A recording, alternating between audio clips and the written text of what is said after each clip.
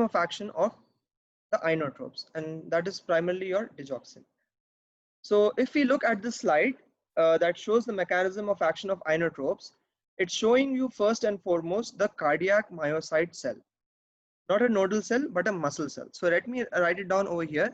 This is a cardiac myocyte.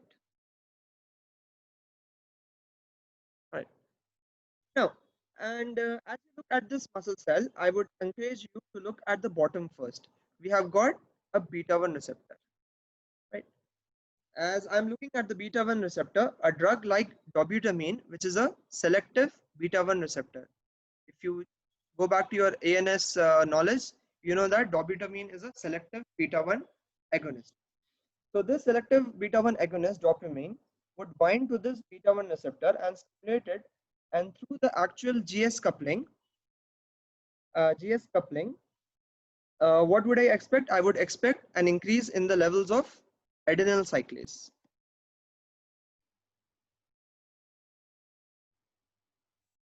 Now, when there is an increase in the adenyl cyclase, it will eventually stimulate, eventually be stimulated through the GS proteins, so that cyclic AMP is formed. Right. So adenyl cyclase, when it is formed through the ATP, it causes the production of cyclic AMP. Now, cyclic AMP, this is your basic autonomic nervous system pharmacology. When the cyclic AMP is formed, when the levels of cyclic AMP are increased, what does cyclic AMP do? Cyclic AMP will stimulate the protein kinase A. When protein kinase A are stimulated, since they are kinases, they will phosphorylate ion channels as targets. Now, this particular protein kinase A will cause phosphorylation of the calcium ion channel, resulting in its opening, so that now calcium can flush into the cell. So there is increase of intracellular calcium. So as calcium flushes into the cell, any physiology book would always remind you that the strength of contractility of a muscle is directly proportional to its intracellular calcium concentration. So this increased calcium in turn allows the cell to have a better contractility. You know, all this process is happening under normal physiology. All right.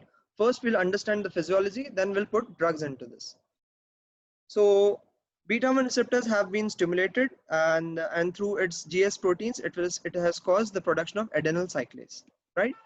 Adenyl cyclase in turn will break down ATP to form cyclic AMP. Cyclic AMP production, when it increases, it will cause the production of protein kinase A. Protein kinase A will phosphorylate substrates, and the substrates here are your ion channels, particularly your calcium ion channels. And calcium flushes in to the cardiac myocyte. And when that happens, you know that from your normal physiology, that whenever positivity comes inside the cell, a cell like a cardiac myocyte will contract. And contract here means that the heart will have better contractility. Now, in between all of this, let us not forget that calcium is actually packaged in the sarcoplasmic reticulum, thanks to the pumps such as calcium proton antipode, so that it's doing depolarization of the muscle, that the calcium would be released, relieving the actin myosin from the troponin tropomyosin interaction, so that the two filament can slide against each other and contract the actual muscle. So this is basic physiology of nerve of the muscle. So the calcium is released from the sarcoplasmic reticulum. It will relieve the actin myosin from the troponin tropomyosin interaction, so that the two filaments now slide against each other and contract the actual cell. So, well, the net effect of dobutamine through beta 1 stimulation is to raise the intracellular calcium. So why can't we just do this chronically in any of our patients? Now the doubt arises that since we have got now that the slide is showing dobutamine over here, and it's saying that beta 1 receptors are getting stimulated and they are causing intracellular calcium to increase, causing contractility. Why can't we use dobutamine on a chronic basis, stimulate the beta 1 receptors and cause increase in the cardiac output through increasing the intracellular calcium?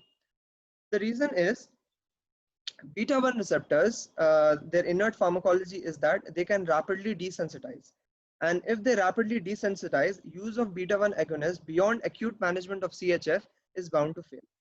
So because of this, we need to work differently. We need to avoid that beta 1 receptor that desensitizes so quickly. So historically, then came to us the drugs that you see on the right hand side, and these are referred to as phosphodiesterase inhibitors. And what are the names of these drugs? The names are Inamrinone and Milrinone. So what do these Inamrinone and Milrinone do? So as the name itself indicates that Inamrinone and Milrinone are basically your phosphodiesterase inhibitors. So cyclic AMP, after its work is done, is gradually degraded into AMP with the help of 5-phosphodiesterase enzymes. So when you give these ionotropes, which are basically your PDE inhibitors, Inamrinone and Milrinone, it will block the conversion of cyclic AMP into AMP. So what happens next? The levels of cyclic AMP will increase tremendously. It will cause uh, activation of protein kinase A, which will again phosphorylate the calcium ion channels.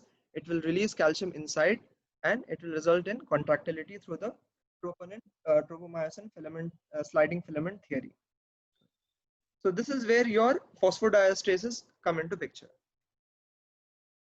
So phosphodiesterases, they act at the molecular level, and what they do is they basically bypass this receptor system that we have with the beta 1, as you can see, and they work immediately on the signal transduction, and they work similarly to dobutamine, just from within the cell by blocking phosphodiesterases, because the end result is the same as that on stimulation of the beta 1 receptors.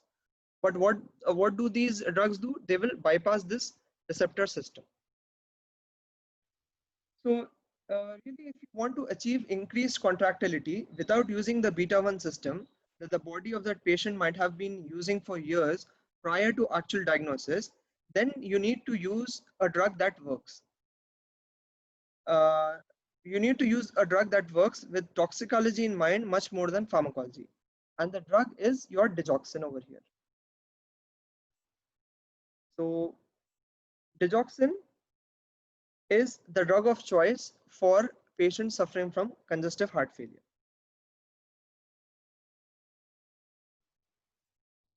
Okay. So before we talk about digoxin, which is the drug of choice for patients with congestive heart failure, not actually the drug of choice, it has now been used for patients with congestive heart failure.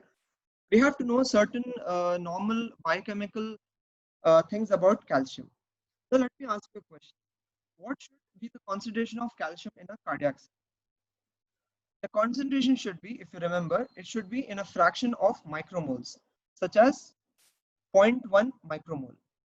So inside the cell, the concentration of calcium should be 0.1 micromole. And in contrast, to the outside of the cell, the concentration of calcium will be in millimolar range. So now you can say that you now have literally a 10,000 fold ratio between intracellular calcium and extracellular calcium. So actually this is the largest gradient of any ion that exists out there for in our body. So as I'm looking at this, it's always going to be tough to push calcium outside of the cell. That means all the ions, they like to go down their concentration gradient. That means wherever they are more, they like to go to the places where they are less. So calcium cannot be pushed outside against its concentration gradient, right? So as a matter of fact, to push calcium outside of a cell, you require a secondary active transport. So for this, follow me.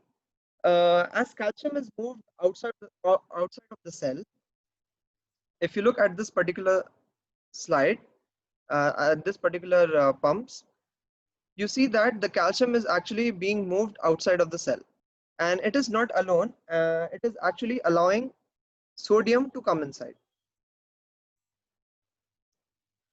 Now, this pump, which we call as a sodium calcium exchanger pump, derives its energy to force calcium against its own concentration gradient, thanks to the sodium concentration gradient. And who actually imparted that sodium concentration gradient? Well, It is the sodium potassium ATPase pump that you see over here. So the energy that that is required by the calcium to be kicked outside by the sodium is being used or being coming from the sodium potassium ATPase pump that you see over here. So is ATP required in the sodium calcium exchange? It sure is. Although it is indirectly used because the ATP is actually burned by the sodium potassium ATPase pump. This is what we call in physiology a secondary active transport. So calcium depends on the sodium gradient to be pushed out. Now continuing on with the story, let us put this drug digoxin into our system. Now what is the digoxin when it is being taken is going to do to a patient with congestive heart failure? What digoxin does to the system actually is it effectively blocks the sodium potassium ATPase pump. So as a matter of fact, digoxin actually competes with the potassium over here.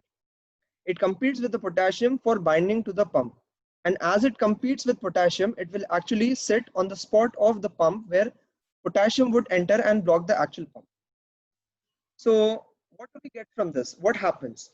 So what happens initially is, for the number one question that you should come across is that what should happen to the sodium in the cardiac cell? So since this has been blocked now, right? So sodium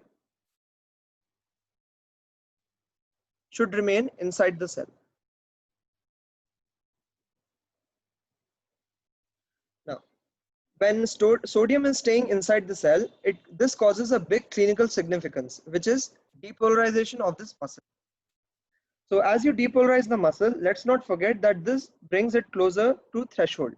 And when it gets closer to threshold, it increases the risk of arrhythmias. So arrhythmias of muscles might be life-threatening ventricular arrhythmias.